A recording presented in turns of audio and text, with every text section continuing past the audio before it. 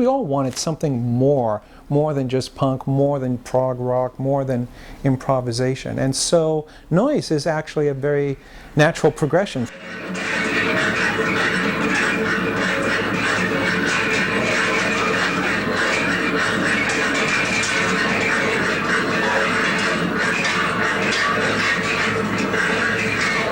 When we first started doing this, there weren't really that many groups that played what we played. I'm not sure that there are that many that play what we play now, but this whole idea of this noisy concept of music, especially one that eschews a normal rhythm or melody or most musical reference points, there was a tendency for audiences to be somewhat hostile.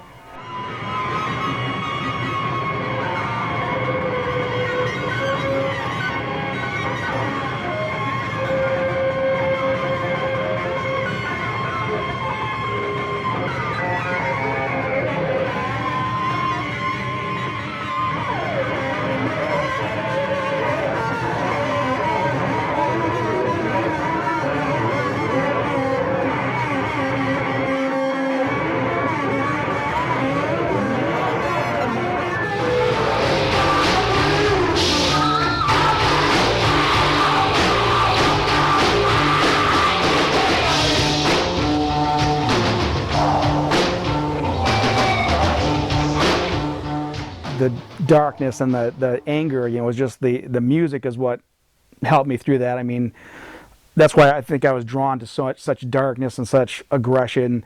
I think it was exercising these feelings that I didn't do anything with. They were just there. I just crammed them down, and now I was just, you know, I had this you know, dark energy that you know, needed to come out, and I think it came out in the early music.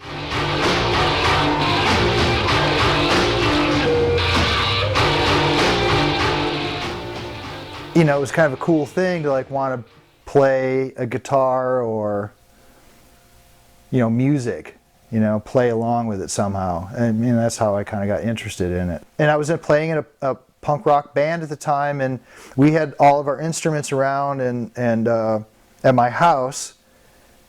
And I noticed if I could lean a bass guitar across a bass amp or a guitar amp, that it would make the most insane sound. That was my introduction to noise. That's how you know, at the same time, I loved Throbbing Gristle and SBK at the same time, at that time, but I hadn't consciously thought of like, well, I want to make noise. But I noticed if I leaned a guitar across the amp, it made a howling, crazy sound. And it was music to me.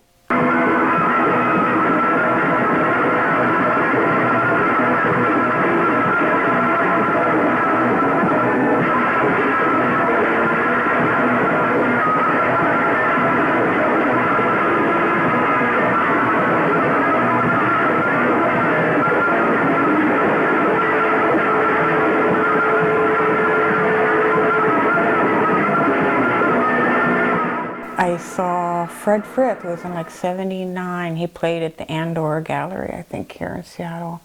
Just tabletop guitar, prepared guitar, and blah, blah, blah, blah, blah, you know, blip blop, you know, blah blah blah, with all this. And I was in that, ooh, that's what I want to do. So I just went downtown and bought an electric 12-string guitar that's sitting there, and that's what been my main instrument. And I have open tunings. And I just weave things in and out and play with mallets and prepared. It's all prepared guitar.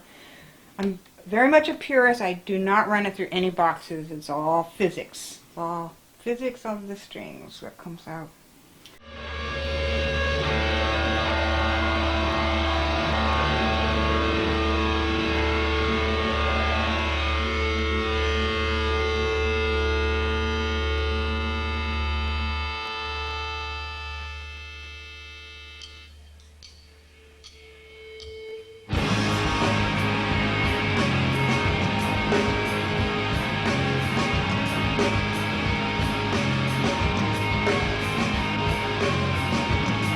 Got into music, you know, I think I popped out that way, you know, just popped into existence completely obsessed with music, and happened to land in a household filled with Beatles records, and and that was it.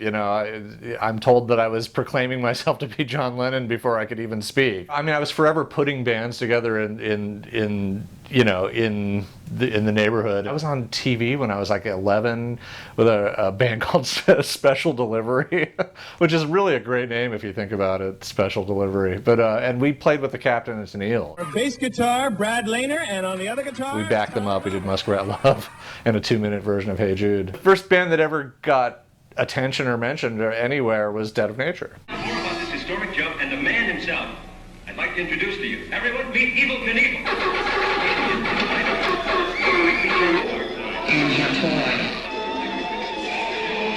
Which was my preteen, teenage noise punk band / industrial, fun industrial band. We took the energy of punk rock. I had all our battered toy synthesizers instead of guitars, generally.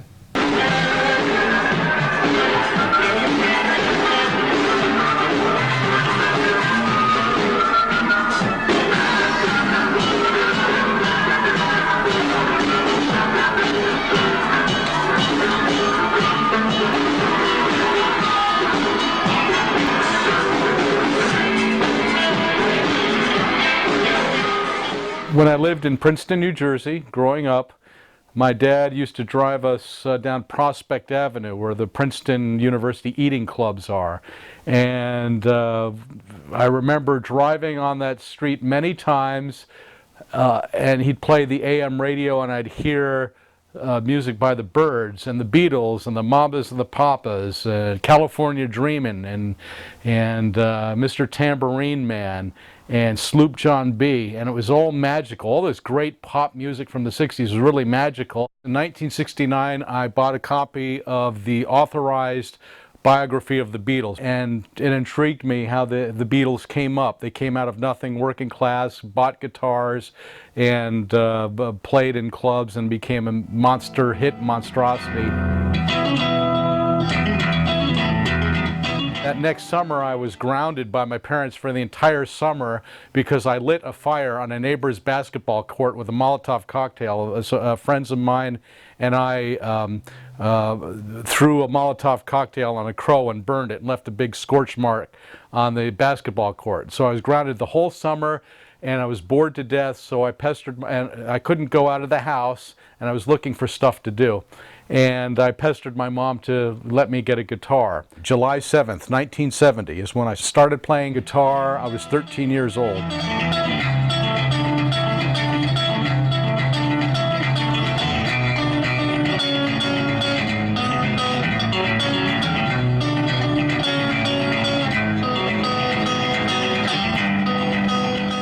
I started piano when I was 3 years old. My dad was amateur concert pianist and lawyer by day, pianist by night. So he would come home and bang on the piano playing Rachmaninoff and various things. So I wanted to play piano, and so he gave me a few lessons, and then I started official lessons at 5. And my house was always filled with music. My brothers played various instruments in band, and I was assigned the clarinet at age 9 after a test, and took clarinet lessons, and both piano and clarinet all through my high school, and was first chair and all that stuff, and went to New York State competitions, and was on the classical route. But at home I listened to a lot of rock and roll and soul. So I had all this classical, but all this soul and rock and roll as I was growing up that I loved.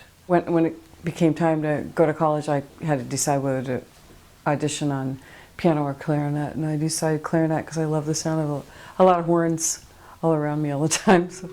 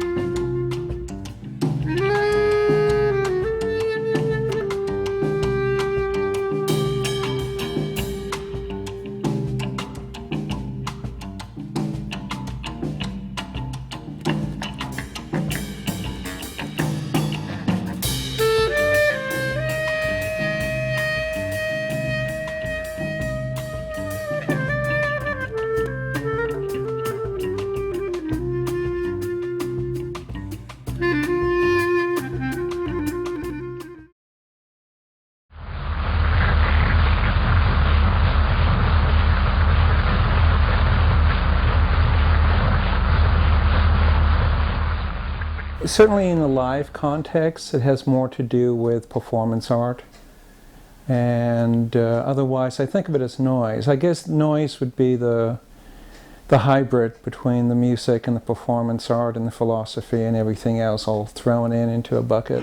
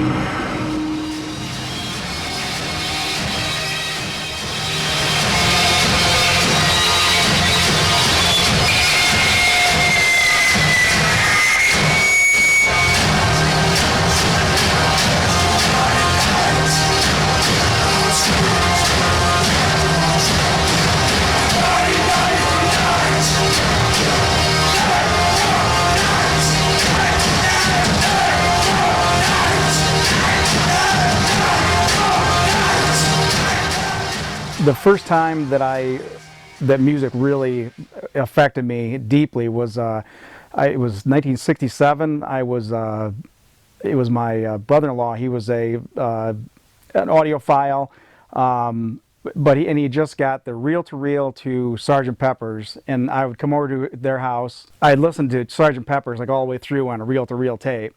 And it just blew my mind. Every time I went over there, I'd want to listen to that thing. I would sit in that chair, and he'd run it over and over and over again. I wouldn't leave the chair while we were we were at their house. Yeah, at that same time, I was taking organ lessons, which I took for a number of years. Ended up playing organ in church for Good Friday when I was 14 years old. So I was a certified geek, you know.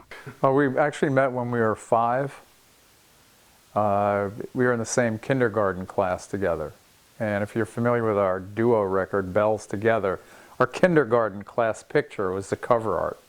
So we sort of lost touch. And then I think we got hooked back up during summer school, discovering that we actually played the saxophone. So we found ourselves in band together.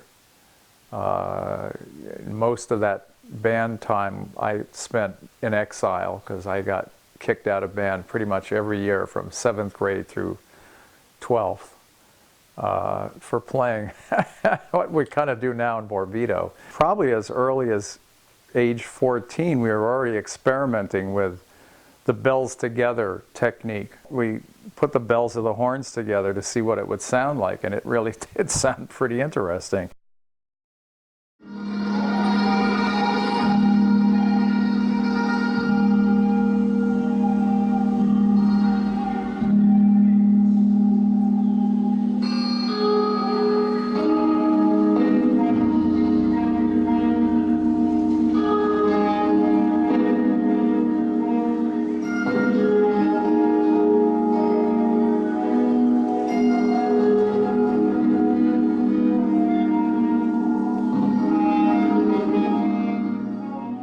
Well, my musical influences was really this guy that I grew up with, and I was in middle school and he was in high school, and he was really into weird music, and so he's kind of turned me on to like Soft Machine and Robert Wyatt and Faust and Tangerine Dream and Roxy Music, Brian Eno and Gentle Giant, Peter Hamill, and Vannegar Jenner, and like these are the people I listened to in the 70s, so that's when my music thing really began. Well, what if I, took this tape recorder and like put it on a string and put it down in the pump house, because we had a well.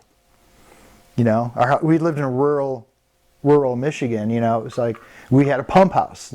Our water came from a well, and the pump house made this crazy sound, and you could hear it. It was like this cycle, and it's on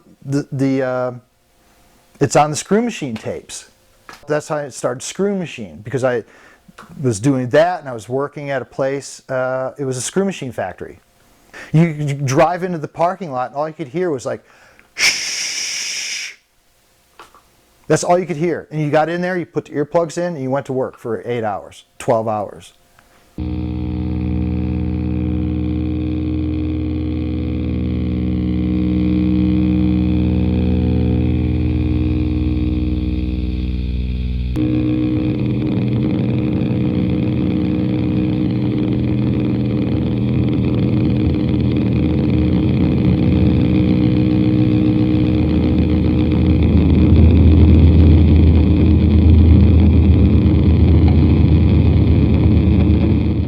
early professional wrestlers like Gorgeous George were able to transcend the boundaries of what constituted the stage area. They went beyond the ring to the audience. They made the audience the majority of the performance. The real wrestling match didn't happen inside the ring, it happened outside. It happened with how they enticed the audience, how they incorporated the audience and the audience's reaction to be the center point of the actual performance. And I always wanted, especially in the early days, I wanted my performances to entice and encourage and incorporate the audience. More so than whatever was actually on the stage. I found what was happening in the audience to be the real performance a lot of the time.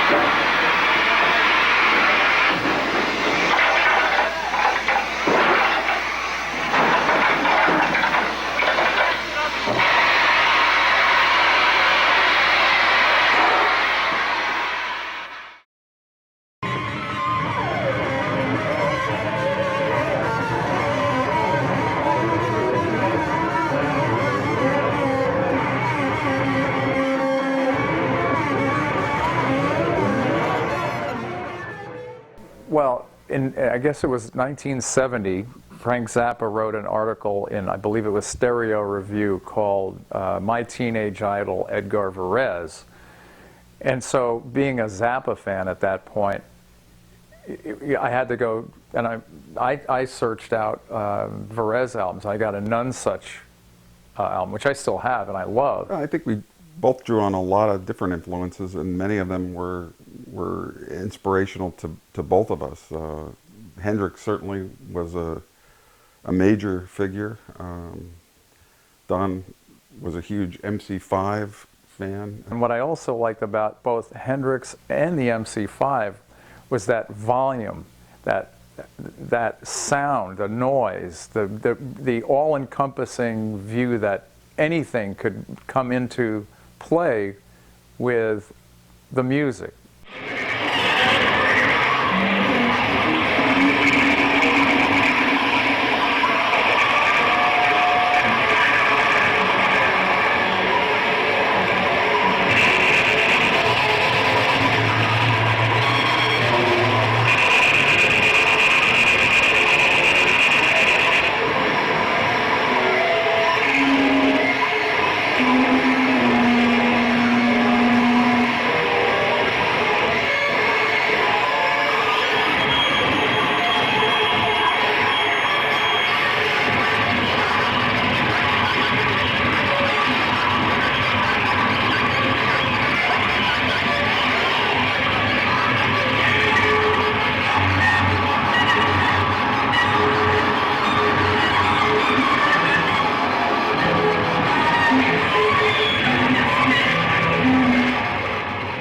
We couldn't figure out a name. Every time we'd play out, we'd play out with a different name. We'd just make up a name for the group, for the gig. We were with a three-humped lowercase m with an umlaut for a couple of weeks.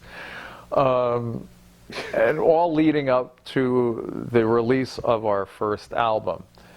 And I came up with the concept for the cover, which was each of us holding little boxes which were filled with earthworms. That was the cover. The name Borbido Magus, which is the original Celtic name of the city of Worms or Worms in what was East Germany, was floated. Just that word was floated on the cover. And one astute music reviewer referred to the group as Borbido Magus.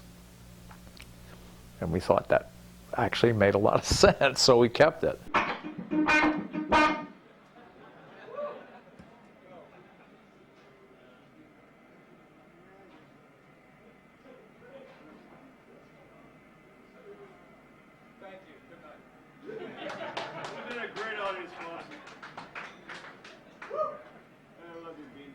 Well, let me introduce, while we have time, this is Don Dietrich on saxophone, Thomas Miller playing Slaughter.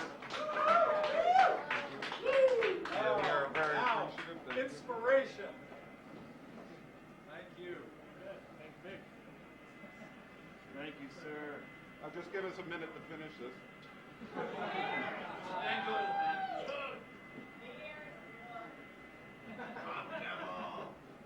Shall we? We shall. 1, 2, 1, 2, 3, 4.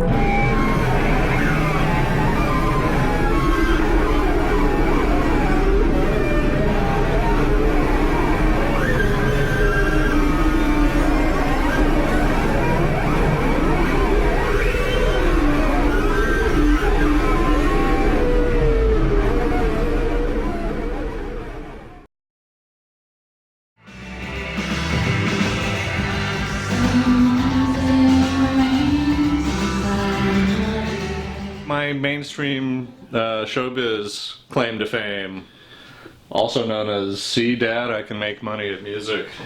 You know, Medicine was actually in that film. We were like playing in the evil villain's bar, and we're on the soundtrack, the platinum selling soundtrack. So you know, showbiz.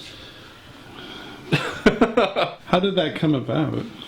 Well, you know, we were a hot young band, and I think that they wanted to have the band Curve, and they couldn't get them, so they picked the next best female-fronted shoegaze band that they could find. We did some shows with Jesus and Mary Chain and Spiritualized, and they came to see it, and they said, "You'll do," and we went, "Okay." I think I realized really early on that no matter what I do, no matter what my intention is, it's going to sound like me. So if I want to do something that I think is all slick and sold out, no, it's going to sound weird and like me only. So it's just, I wouldn't put a name on it or what the style is, and I'm not a fan of genres. I always say genres are for, genre descriptions are for squares.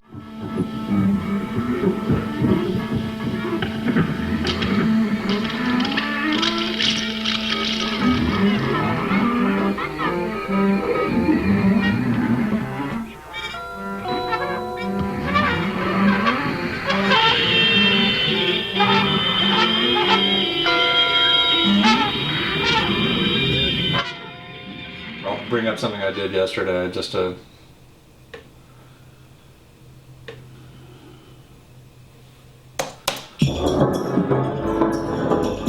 this is just a rhythm track that came together from, it's actually based on a Jan and Dean sample like this. It's like the opening moments of I guess Jan and Dean made a psychedelic album that was never released, and then somebody put a snippet of it on, and I heard this intro, and I was like, I must steal. So I started with that and just started adding things onto it.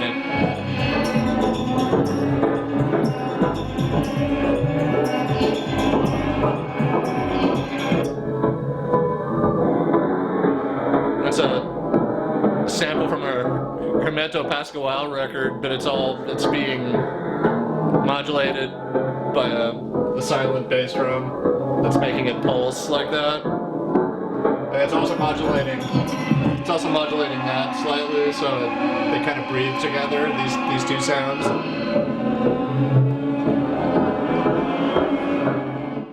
In some ways, Medicine is, I consider it an art rock band, but it's also a chance for me to be a guitar hero. I also grew up worshiping Jimmy Page and Pete Townsend and guys like that. So there's an element of that to Medicine where it's, it's very much like, the drummer is very much a hard-hitting, Bonham-like drummer. So even though we're sort of like this postmodern artistic band, it's very, sort of crash, boom, bang, rock.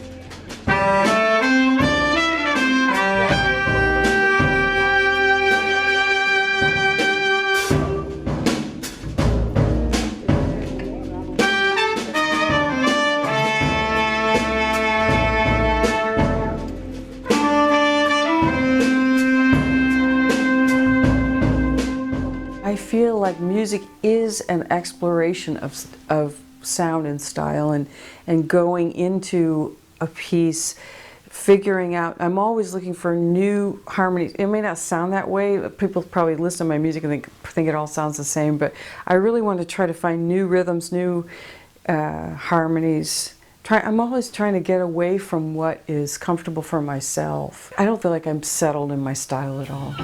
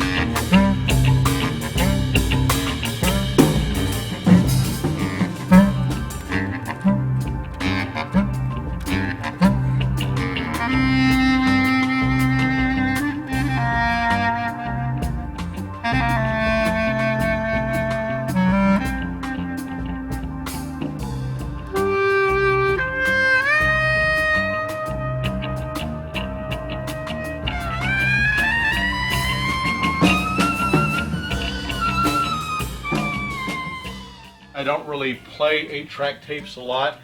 This bottom shelf was gifted to me by my brother Jay. He lives out in Palm Desert, and he found a box of 8-track tapes in a box in the desert. When I went into a record store, I never knew when I would find another great song that I really like to listen to. And all these records, you never know when you find a good song or something, a piece of music that really means something to me. When my ship rolls in, I'll be face down in the sand, burning in the sun on this distant island shore. When my ship rolls in, the captain will come to save me. I'll gaze up at his visage and see his face is mine. My first band was a band called Gloop Knox and the Stick People. Stick is spelled S-T-I-K. Sticks was a reference to marijuana cigarettes. That's when I started recording stuff. I had a Sony cassette or stereo cassette deck, and I'd bring it and set up some mics and record. I bought some Radio Shack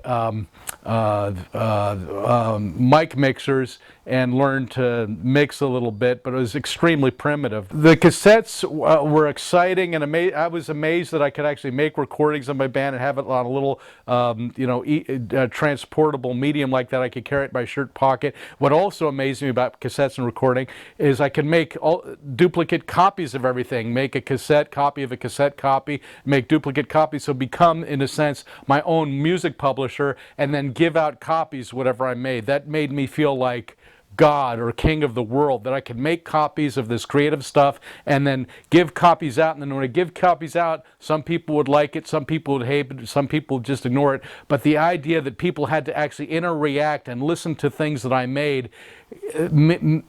made me feel as that I owned a chunk of their brain. Hi, I'd like to make reservations for tonight at the Empire Motel. Yes?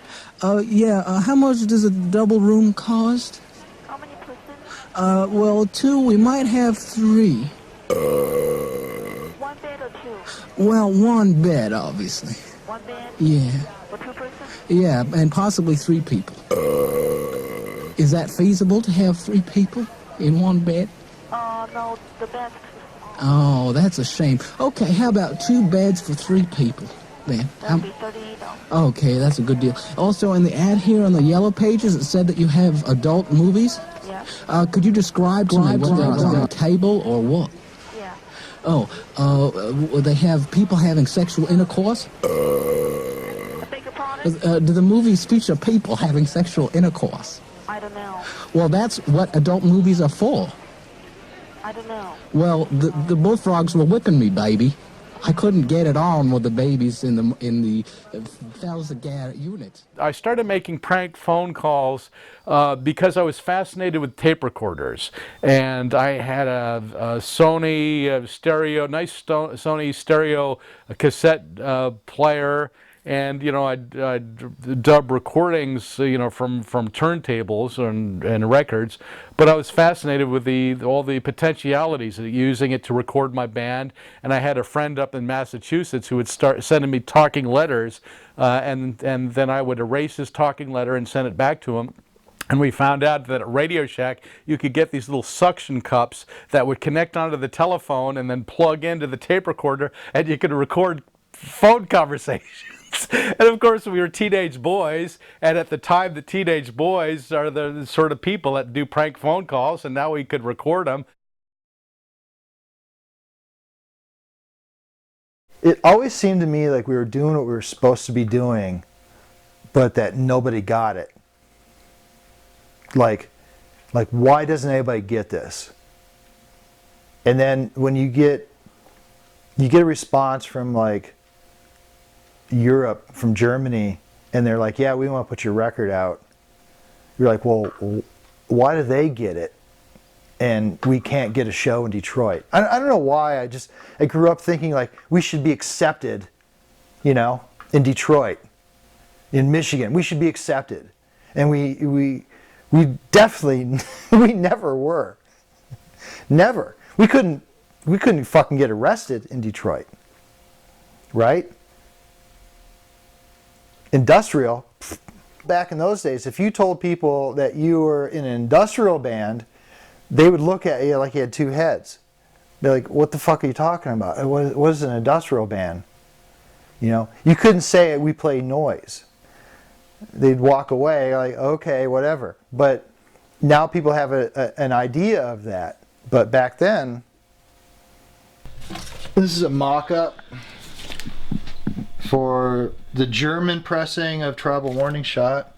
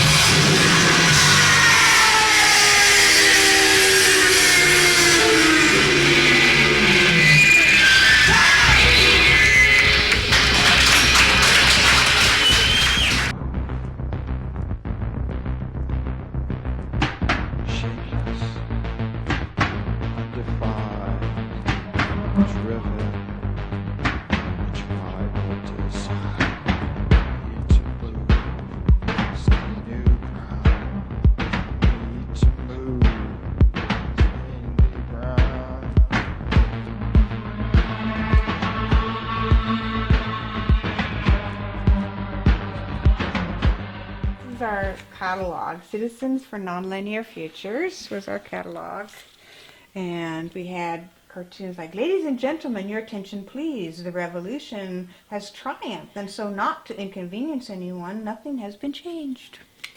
I was the official poster girl for the Showbox downtown.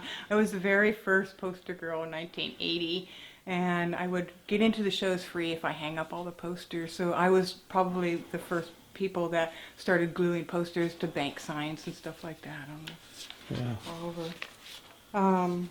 But here's some of these old posters.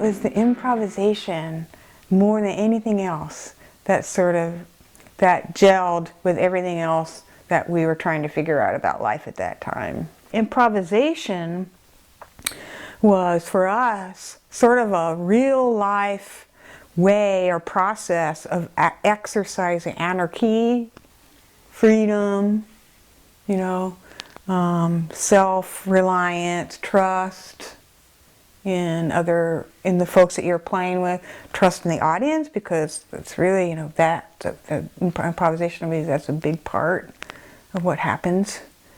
And so for us, that was a process of anarchy. The unbearable grief, I run away inside.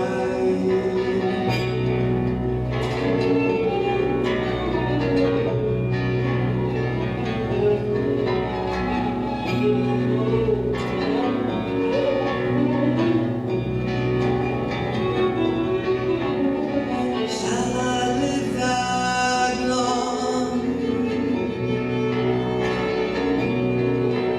I am growing into them. Always hold my hands.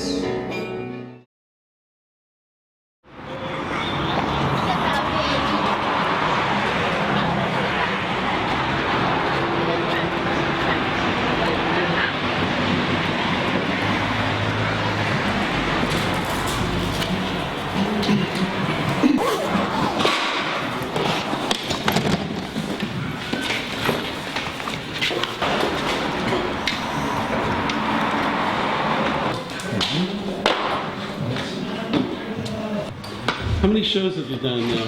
What is this, 10,000? It's actually number 410. But who's counting?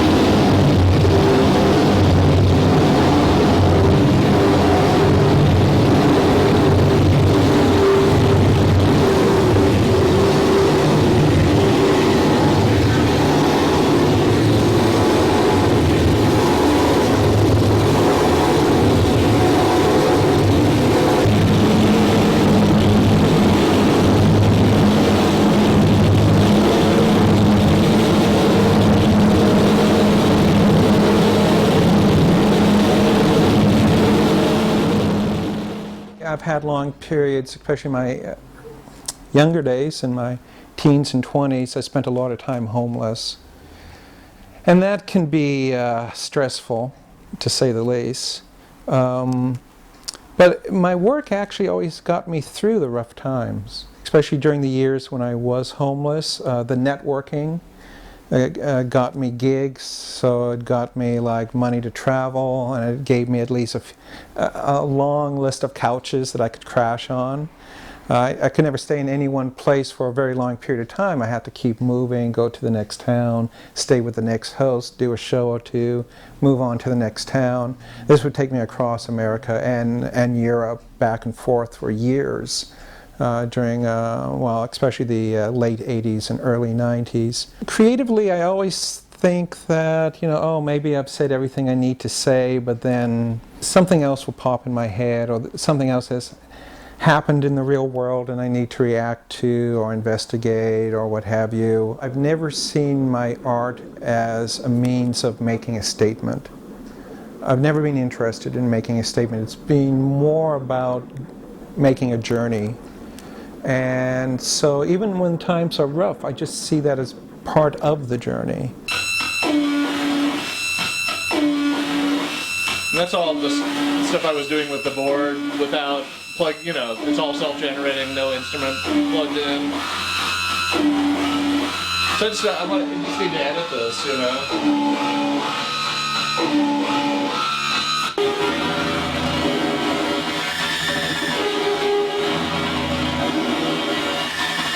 So I like that because it's repeating, but it's unstable.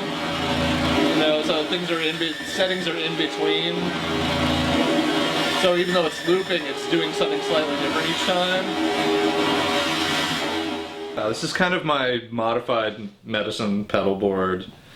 And the heart of it is this guitar amp simulator, which is not a guitar amp simulator. It's a vintage 4-track recording accessory. So it basically is the guts of a 4-track recorder in pedal form, which my good friend Tom Monahan found for me, and thank God. Of course. I think it's actually good for underground music that virtually nothing you find on a major label now is any good. And you know, I came through the 90s and was on major labels myself, and it was very blurred at that time. I mean, lots of experimental music was on major labels at the time. The stuff I got away with on Warner Brothers, it's unthinkable now, you know? So I actually think it's good that, you know, you really can say right now that there's absolutely nothing good on major labels. I know absolutely that, you know, my work has affected some people. It's beyond some masturbatory gesture. I feel appreciated and misunderstood and sometimes understood, and, you know, the whole gamut. I dread reviews and also find them interesting, but yeah, no, I mean, I'm fortunate enough to have my work considered critically, which is probably harder and harder for younger bands to get, because they're just the critical mass of people doing things and offering it to the world. I bitch about it, but I also realize that I'm super lucky to even get reviewed, really.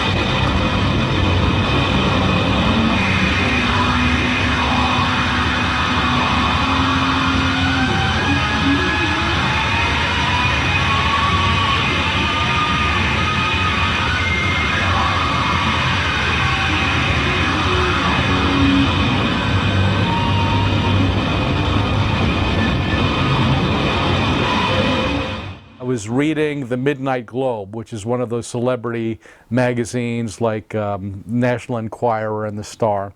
And in the back pages of the Midnight Globe, there was an ad under the music subheading in the classified ads saying, send your lyrics to Nashville, win $20,000 or earn $20,000 worth of royalties.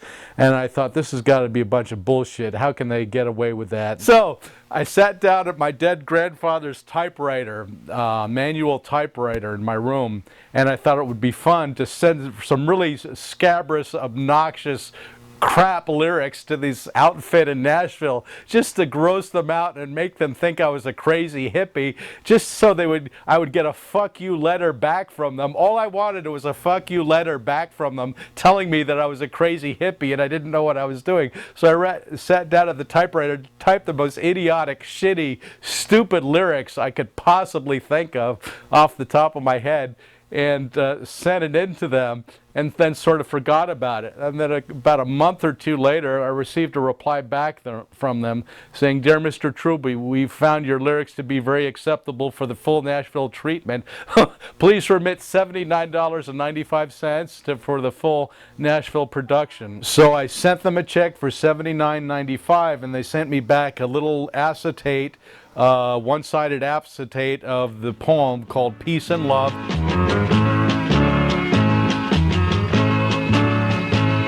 I got high last night on LSD. My mind was beautiful and I was free. Wore it slow. love my nipples. When I first listened to it, I thought it was very funny and humorous, and I was delighted about it, but I wanted to get another opinion, so I called my brother Jay up to my room to listen to it, and I played it for him, and he started laughing.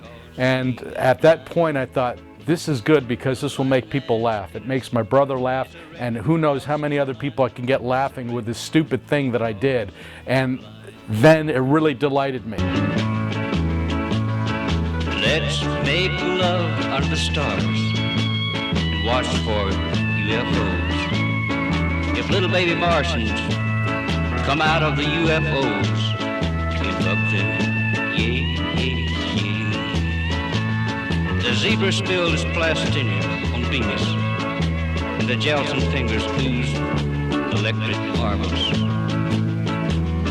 Ramona's titties died in hell, and the Nazis want to kill everyone. A blind man's penis is a wreck because he's blind. A blind man's penis is a wreck because he's blind. It's a wreck because he's blind. It's a wreck because he's blind. I definitely don't like just using the word, the term noise with what I do. Still kind of define myself more like as an industrial artist. I mean, I still have to have some kind of structure to my sound. To me, old school industrial has structure. I can hear structure, whether anybody else can or not. The Witches of Malibu started out as a joke that was going to just be like a joke band, a fake joke band. And for some reason I thought of Witches of Malibu, and I thought of these like floating hats. This is part of the Witches of Malibu kind of current setup. This little suitcase, there's other stuff. It's a digital delay, but it's a sampler too. You can sample things with it. This is a delay system, and then these are just like mini synthesizers.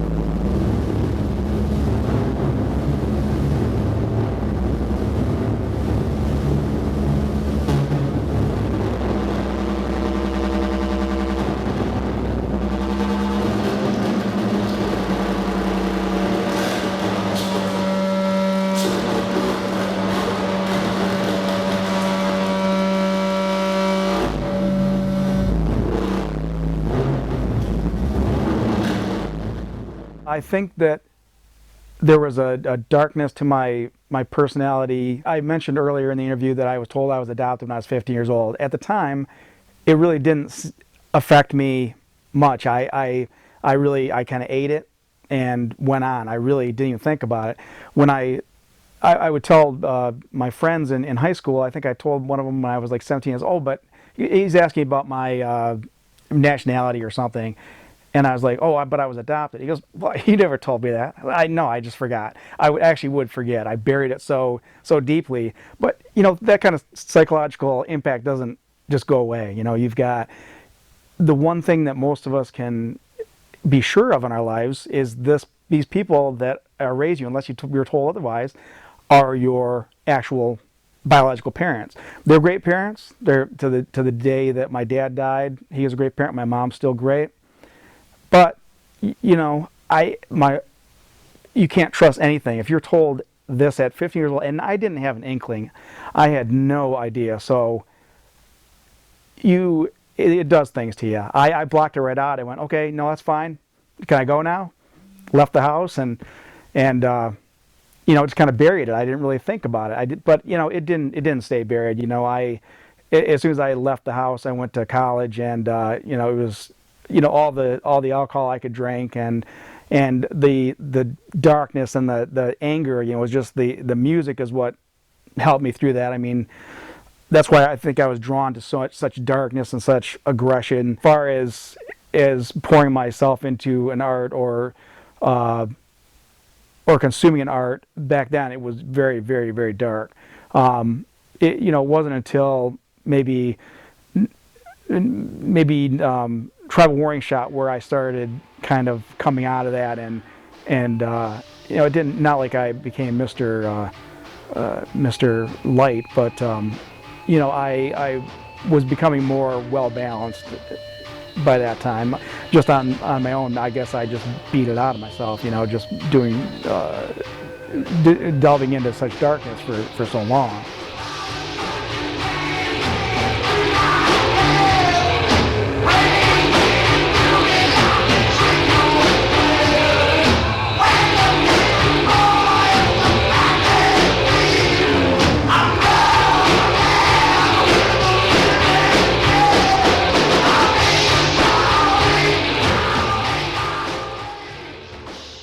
Existential stuff or metaphysics and stuff like, well, this is the stuff that we talked about.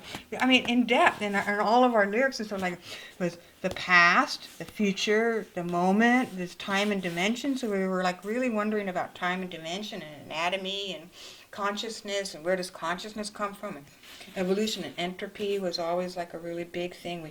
We wrote, you know, we read Wilhelm Reich, you know, religiously, you know, it was like, you know, so these are a lot of the weird formations that we were part of our music.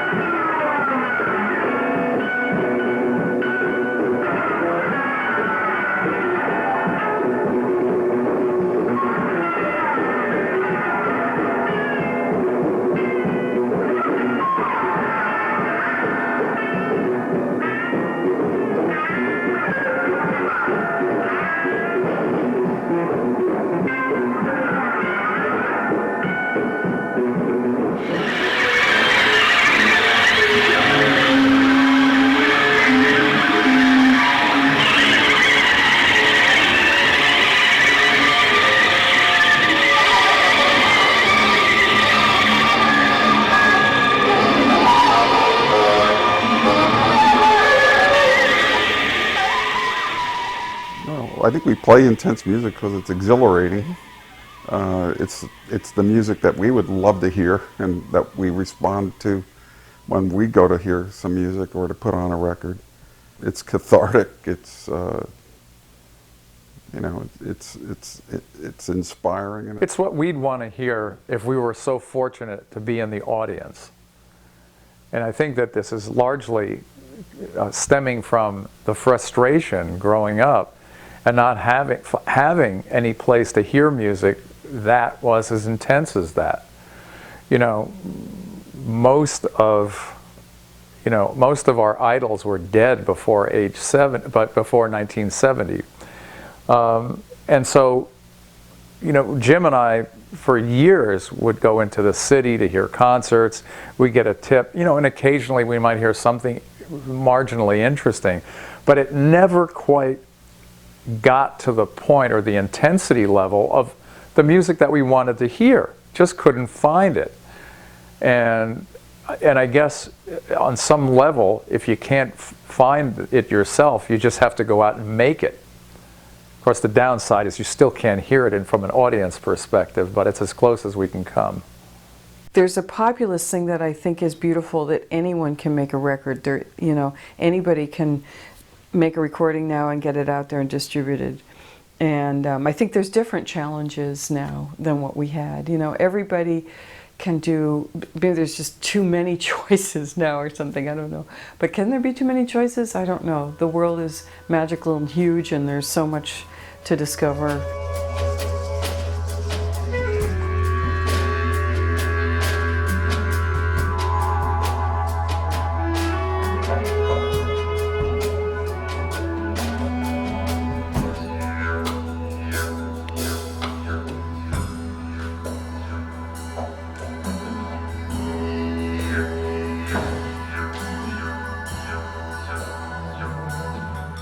I love to collaborate, and having I have several ensembles that are really long-term, like Clarinet Thing's been around 25 years with Ben Goldberg, Sheldon Brown, Harvey Wineapple. My song band, the Beth Custer Ensemble, has been around like 15 years. These are really long-term groups, and there's something that happens with a group that stays together that long and plays music that long that I think, Clubfoot Orchestra, 30 years. I've been working with Richard Marriott for that many years through a number of, you know, different configurations. But there's some long-term members that have stayed in that group as well. It's a camaraderie and an understanding of music. I feel safe with my ensembles. You know, there's a safe, it's like a family. I love the process of figuring things out. When someone hands you ideas and you want to make sound and music for them, I love that whole process. I love collaborations.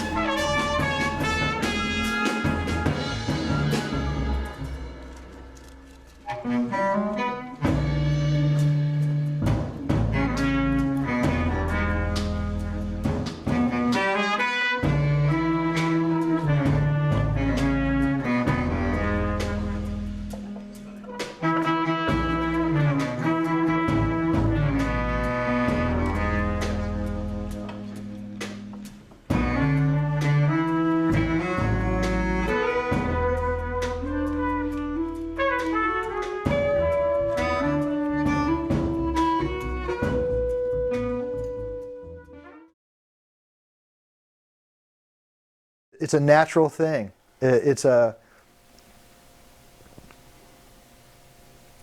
not forced.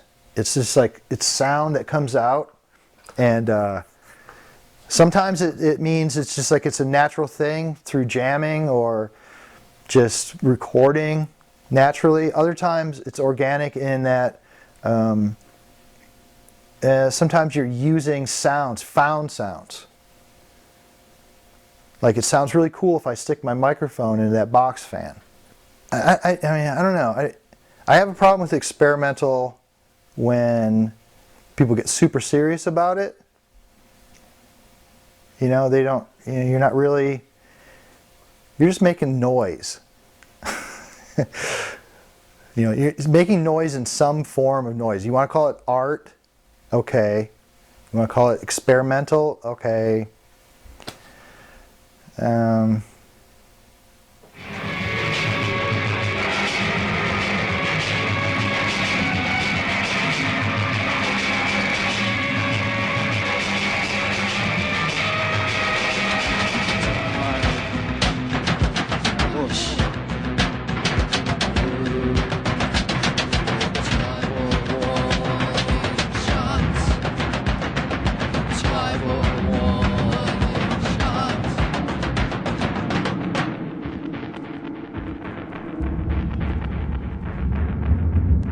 The aggression of being on the road all the time, I realize now we warm up to the Minutemen, and they are on the road all the time. These bands would come home, they'd take a couple months off, work in copy shops or whatever, and they'd be back, you know, record maybe, and then get back right back on the road again.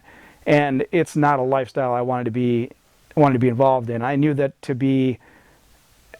to be true to Scott and Clay, that's what we'd have to do. So I just kind of let it fall off. It just kind of decayed. What I found early on and throughout my whole musical career was I never intended or never even dreamed of making money off of my music. In fact, if I did, it would corrupt it. And I always felt that, and I still feel that.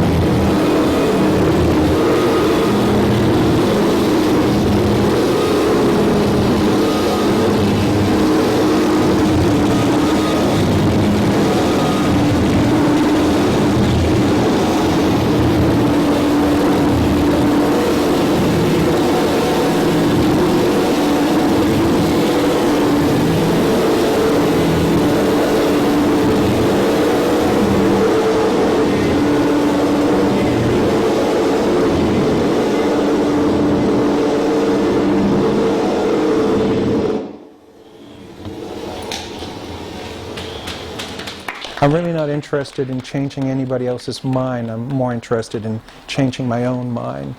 And I think in the last 35 years that I've been doing this, I found peace of mind, and through the hardships and through the victories.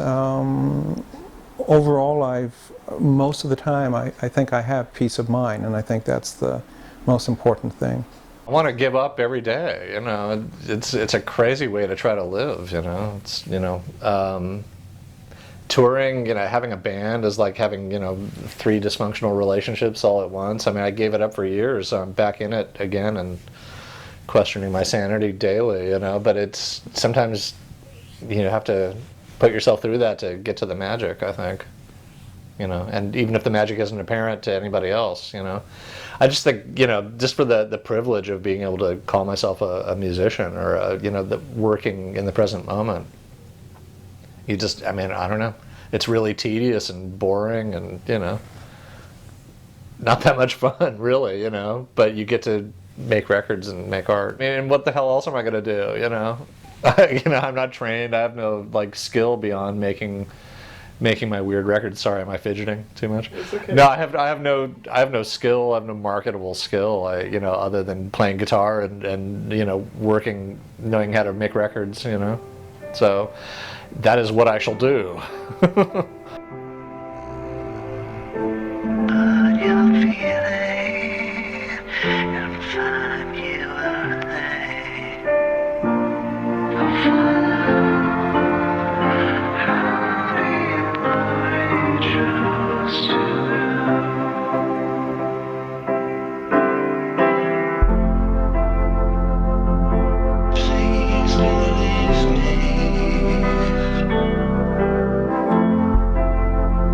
Didn't mean to make you so sad.